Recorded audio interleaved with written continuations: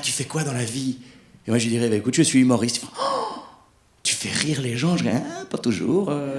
Non, mais par exemple, tout ce que je vous ai raconté ce soir, j'ai déjà vécu sans un rire. Bon, après, c'est de ma faute, j'étais joué en Flandre, mais...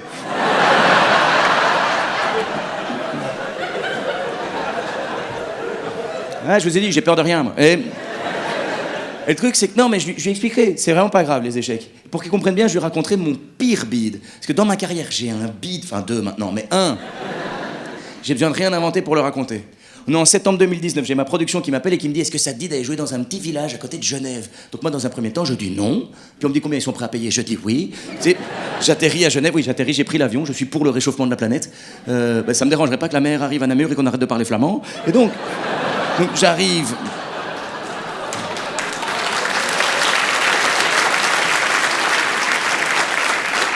J'ai entendu qu'il y avait une néerlandophone tantôt. Ik houd van jou, hein, hein, ça veut dire je mange des mitraillettes. Et donc, moi, j'atterris, je monte dans la voiture et on commence à rouler. Et je suis curieux. Je voudrais savoir comment va se dérouler le spectacle. Je vais pas souvent là-bas, donc je pose plein de questions. Première question, je dis tiens, il est loin le petit village à côté de Genève. Et là, le gars me dit non, à 1h30 en voiture. Et alors la réponse est oui. Non, mais moi je viens de Belgique, tu roules 1h30, t'es plus dans le pays, quoi. Donc à un moment, enfin, revois tes distances. Et puis surtout, là, je réalise, je vais devoir passer 1h30 avec un Suisse. Un Suisse. Tu sais, je suis pas un fan de clichés, mais lui, c'est le représentant officiel du cliché suisse. Il était lent.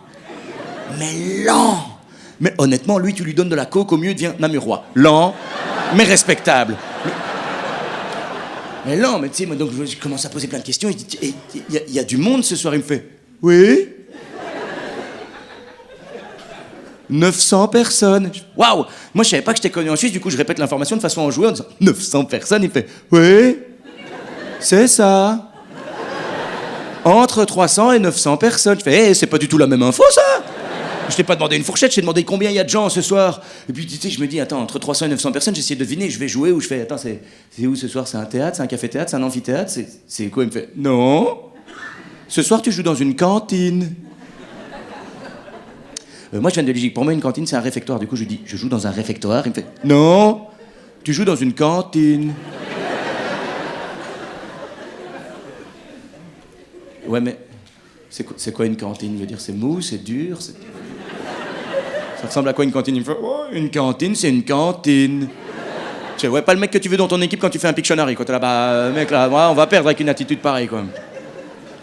Du coup, je me dis, tant pis, ce gars n'a pas envie de communiquer avec moi, on se tait. Et on roule pendant 1h30, sans se parler. On arrive dans le village de Haute-Montagne, il se gare, je sors de la voiture, je vois la cantine et je fais, un chapiteau.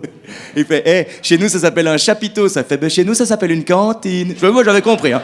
J'avais compris. Maintenant que je connais le mot, je l'utilise. Donc moi, je suis arrivé vers 14h pour faire le réglage son et lumière. Et tu sais, je mets un pied dans la cantine, vraiment.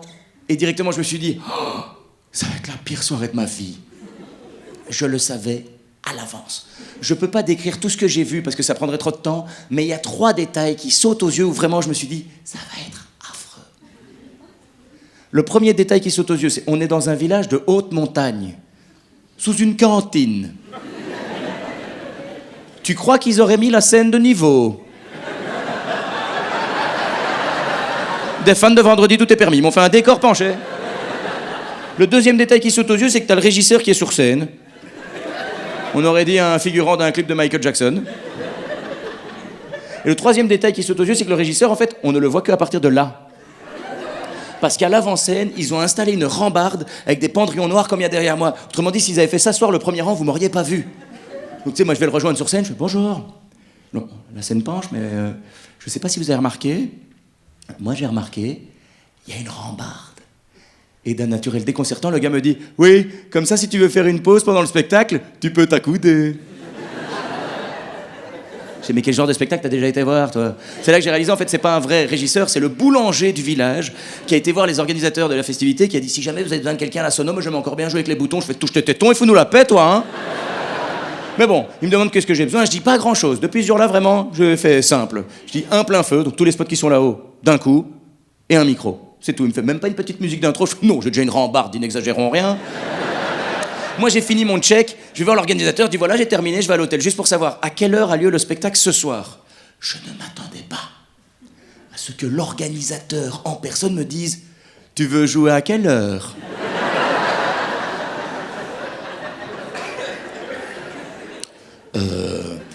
À l'heure que t'as prévue, dans la mesure où t'es l'organisateur, tu devrais avoir l'info.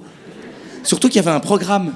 Il m'a tendu un programme de la soirée. En le lisant, je me suis vraiment dit « Ça va vraiment être la pire soirée de ma vie !» J'ai inventé un sur le programme, il est mis 18h30, accueil du public avec un petit alcool local qu'eux fabriquent dans leur village de haute montagne. J'ai goûté le truc. En Belgique, on démarre des tronçonneuses avec ça, vraiment. Vraiment, tu bois ce truc-là, instantanément, tu deviens le sosie vocal du père Fourat. Alors, chez vous, un indice. Comment se fait-il qu'avoir vu une gorgée de ce breuvage, vos dents ne soient pas tombées? Accrochez-vous bien, ça devient amusant. 19h30, dancing, costumé. Thème de la soirée, comment vous voyez-vous dans 100 ans? 20h30, repas. 20h45, spectacle.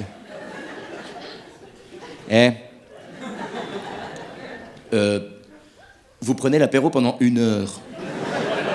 Ensuite, vous dansez pour une raison qui m'échappe, dans une tenue que je connais pas encore, pendant 1 heure. Vous mangez en 15 minutes? Et il me dit, oui, écoute, si c'est bon pour toi, c'est bon pour moi. Donc moi, je reviens à 20h30 dans la cantine. Il y a effectivement entre 300 et 900 personnes. Mais surtout, à ce moment-là, je découvre comment eux se voient dans 100 ans. C'est vraiment, je suis arrivé, j'étais... Non. Non. Non. Ils étaient tous.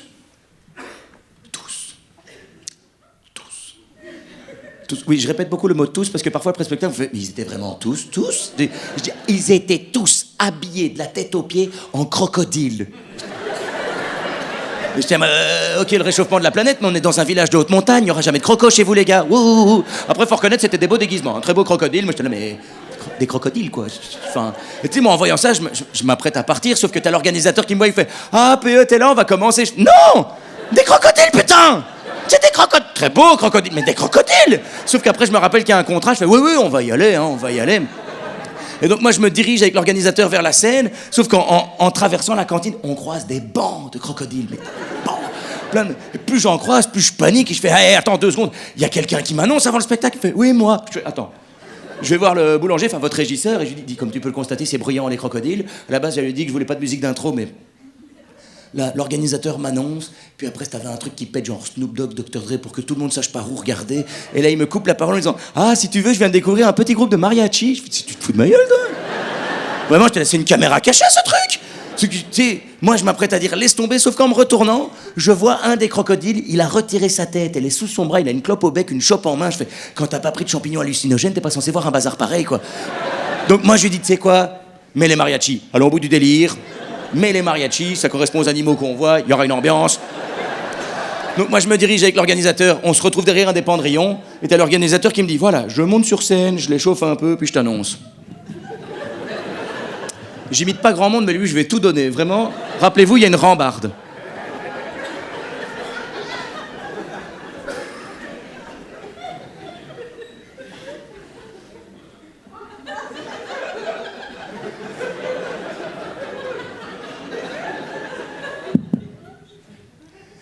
Mesdames et messieurs, un peu de calme. PE.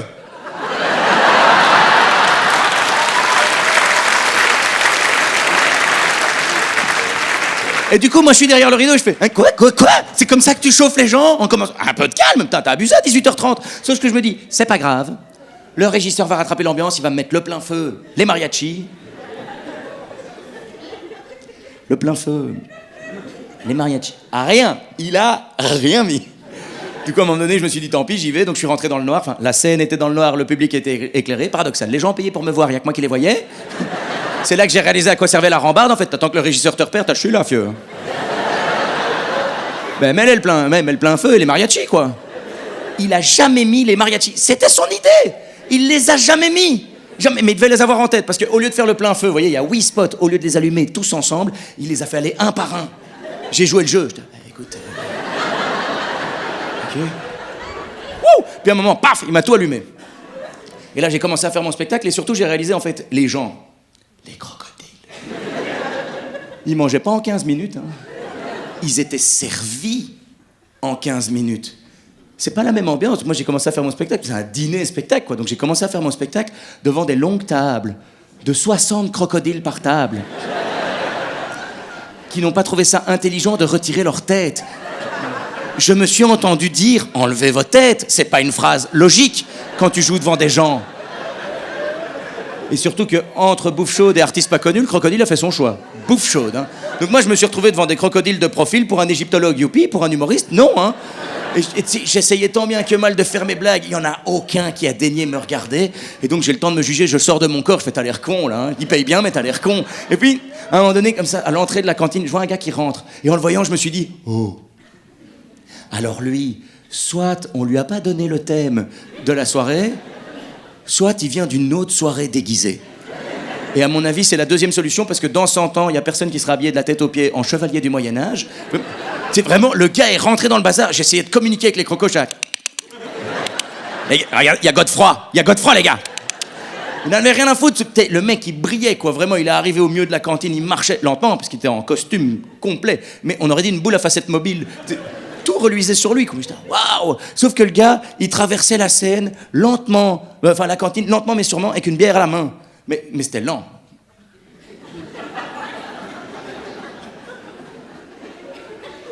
Et comme il n'y a aucun crocodile qui le calculait, il n'y a que moi qui le voyais, j'étais là, oh là là. Et plus il se rapprochait de la scène, plus je me disais, en fait, c'est pas mon spectacle qu'ils ont acheté, c'est un sacrifice, je suis l'offrande, c'est maintenant. J'ai vu le gars, il a contourné la scène, l'escalier était sur le côté, il est monté sur scène, il a posé la bière sur mon tabouret et il est parti sans m'adresser la parole. Je me sentais comme Jaco, je disais merci messire. Sauf que tu sais, moi je m'adresse à des crocodiles qui ne m'écoutent pas et je commence à avoir une pâteuse parce que le stress prend le dessus. Et je me dis, rien même une bière, je vais la prendre quoi. Et je prends la bière, je veux boire. Et là j'ai tous les crocodiles qui font. Donc moi je suis là, c'est pas moi. Hein. Et puis d'une seule voix, j'entends tous les crocodiles. Cul, sec, cul, sec, cul. Oui, on aurait dit le mauvais dialogue d'un film porno. Sauf que moi, je viens de Belgique, quand tu m'invites à faire un à fond, pourquoi pas? Je trouve pas ça très intelligent, ça te rend pas plus grand, pas plus beau, pas plus fort, pas plus intelligent, mais ça met une ambiance. Quand t'acceptes, les gens sont contents. On ne sait pas pourquoi, mais ils sont contents. Parfois, ils chantent « Il est des nôtres ». Ça met une ambiance. Sauf que là, je me dis, bon, on est en Suisse, ils sont entre 300 et 900 crocodiles à réclamer cul sec, cul sec. Je me dis, c'est le moment ou jamais de rentrer en communion, je vais accéder à leurs requêtes. Ils vont être déçus parce que moi, quand j'affonne, honnêtement, je sais que c'est lent. Hein, moi, quand j'affonne, je vois les gens vieillir. Hein, vraiment, ça te donne une idée. Mais bon, ils sont en supériorité numérique, quoi. Cul sec, cul sec. Donc je fais, ok, bon, ça a donné ça.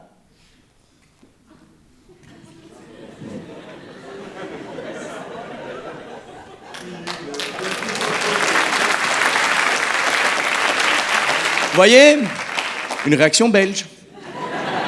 Il y a une ambiance. Alors que vous n'avez rien demandé. Je l'ai imposé. En Suisse, c'est eux qui l'ont demandé. C'est eux. Je l'ai fait. Rien. Rien. Pas de... Rien. Et là, il y a un crocodile qui a pris l'initiative, il s'est levé, il a gueulé. PD! C'est le seul rire que j'ai eu de la soirée. Ça m'a tellement déstabilisé que j'ai même pas osé répondre avec cette blague de merde en disant non, moi c'est PE. Ce spectacle s'est extrêmement mal terminé. Je suis rentré à l'hôtel, j'ai pleuré, puis je me suis branlé, ou l'inverse. Il y avait un truc triste ce soir-là.